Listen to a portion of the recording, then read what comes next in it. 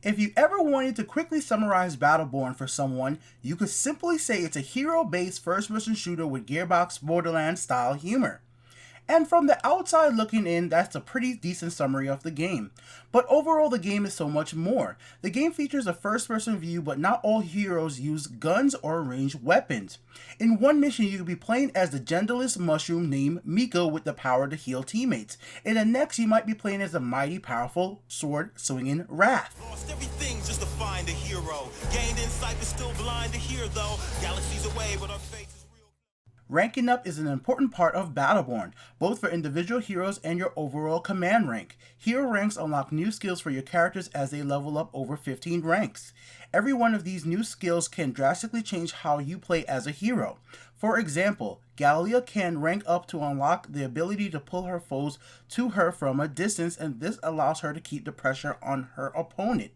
The great thing about Battleborn's leveling system, by picking this pull ability, Gallia has to give up on picking the other skill in her helix tree for that match. So as a multiplayer match or story mission starts, you have to decide on which skills is more valuable to you in the coming fight as you level up. This is a very key when it comes to high level play for online modes. Picking the ability to pull your opponent might not always be the right move depending on your foe's team composition. Sometimes picking the other ability in the helix tree that wounds your opponents and prevents them from healing over time will be more helpful for your team. Forces at 40% strength. Battleborn is not lacking for diverse characters. With a roster of 25 heroes, with more being added as free DLC, most players will be sure to find a hero that they will be willing to want to play as and master and rank them up to the max level. These are the type of trade-offs the Helix leveling system has, and is actually what makes repeat play of a hero interesting. On top of the skills you pick from the Helix tree, you can as well use gear during battle to boost your hero's stats in various categories, such as movement speed, attack, heal power, attack skills, and so on. These gear items come in a variety of rarities and can be gained from loot packs. Good news, Commander. Epic level gear identified. These gear items and loot packs are rewarded to the player for completing tasks such as doing in-game challenges, ranking up your command level, as well as playing both the story and online modes. Loot packs can also be bought with in-game currency from the game's marketplace. There's no current way to pay for skins or loot packs with real-world cash via microtransactions, and I consider this a great thing for the game. Keep the money in your pocket, guys. One of the big questions I'm constantly asked about Battleborn from players consider getting the game is if they will need to use voice chat with random players. Unfortunately, this is not a simple thing to answer with a yes or a no for the whole entire game. Mode-wise, the game features 8 missions for the story campaign, which can all be done very easily with random players in matchmaking, and you don't ever need to talk to them on the normal difficulty. If you're one of the type of gamers that likes to test your skills privately, then you can set up the game to do a solo game via a private lobby that scales the difficulty to the amount of players in the lobby, whether you're by yourself or with a full team of 5 friends. Now, everything up to now has been related to chatting with players when the game is set to the normal difficulty, which can be fairly easy for anybody to jump right in and play. But if you want to challenge and make a chance to get better loot on the advanced hardcore difficulty is where you're gonna need to go. And if you're intending to play advanced hardcore difficulty, you're gonna need to voice chat with players, especially for the fact that there is absolutely no respawning in this difficulty setting. You have 1 life and that is it to play through the whole entire mission. As campaign missions can last anywhere between 25 minutes to 45 minutes depending on if it's set on normal or advanced difficulty, I would highly recommend newcomers utilize voice chat until they get a full understanding of the game. Playing through a 40-minute mission to lose at the last boss because your teammates do not want to communicate with you is not very fun. And then there is the multiplayer competitive modes, which I will tell new players right now to use voice chat or prepare to lose to a team that does use voice chat efficiently. Once you have fully understand each of the competitive modes and know the layout of all the maps, then sure, turn off voice chat if you like. But until then, at least keep it on to tell your team healer to give you health. Get rid of the Heal me accelerator. through this, 'cause I'm getting, heal me through this, 'cause I'm getting rid of these. So with that question out of the way, it's time we do a breakdown of the multiplayer competitive modes, which feature Incursion, Capture, and Meltdown. We're going to start off with some good and bad of all three modes that are similar to each other. So let's start off with the good. Each team is comprised of 5 players, all heroes available on all modes.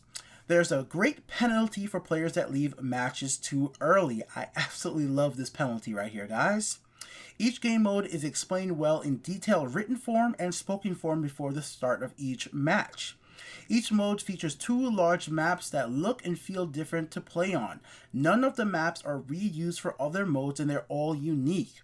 It completely has customizable controls. I love this, guys. Let us put the buttons where we want to put them on a controller or a PC. Great stuff right there. So now to get into the bads. Matchmaking takes way too long.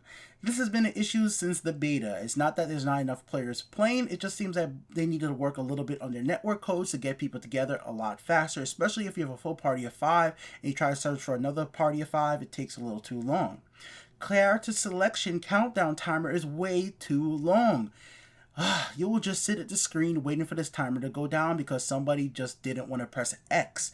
If they just made this timer a little shorter, 30 seconds, I will be very much happy. You can't view detailed information about your gear loadouts before the character selection screen.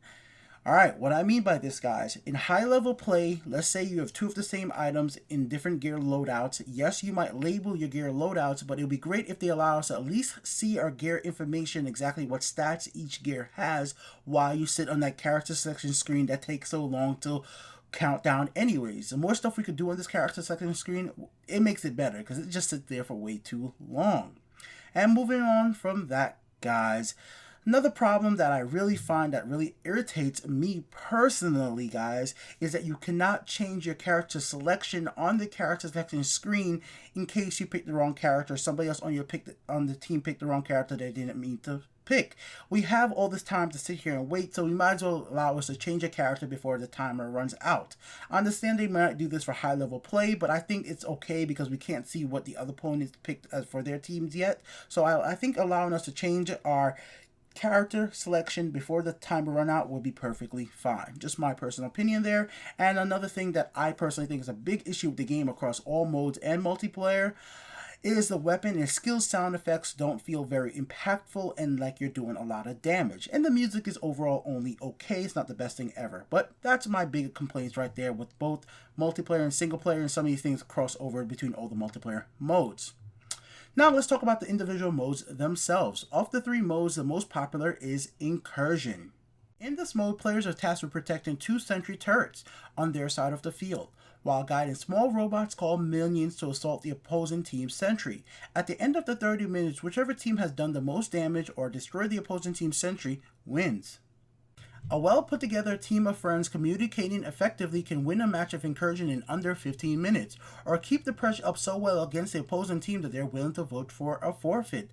At the end of the match, you will be rewarded with credits, command experience, hero experience, and a list of progress you have made in your challenges, plus an extremely detailed summary of how well you performed in-game compared to your teammates and the opposing team. This information has become something that my friends have used to brag about who is better after a match. These well-displayed statistics have added another level of fun for me and my friends with the game.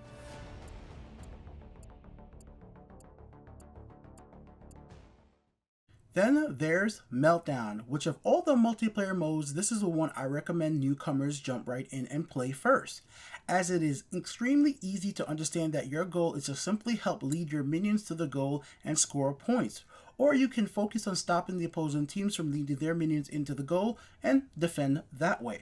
Matches of Meltdowns have a 30-minute limit but rarely ever last that long, so this is a great mode for anybody who wants to jump online, have a few matches, and then keep on moving. Capture and hold energy collectors to earn points while defending the collectors from enemy forces. The name of the mode explains itself, Capture. You and your team capture locations A, B, and C on the map and hold them against the opposing team.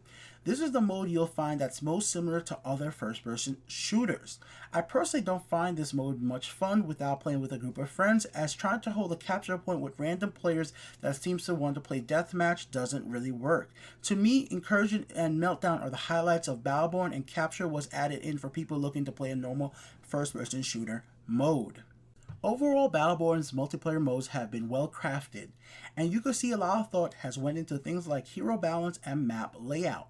There are issues, many I have already mentioned in this review, but thankfully Gearbox have been on point with taking feedback from players and updating the game consistently with free DLC, hotfixes, and patches since release, and I do appreciate that. Battleborn's art style is something I personally like, from its animated intro to its bright and colorful maps and heroes that still feel graphically good for the current generation of gaming. It doesn't feature the deepest campaign out there in gaming, but it does feature a story that's sure to bring a grin to your face if you like Borderlands style of humor, with plenty of hero lore to unlock. Now that we have a basic understanding of what Battleborn is and how it plays, the question is, does the gameplay modes, mechanics, and heroes equal up to a good game? The answer would be yes. The Untitled Game Show highly recommends Battleborn.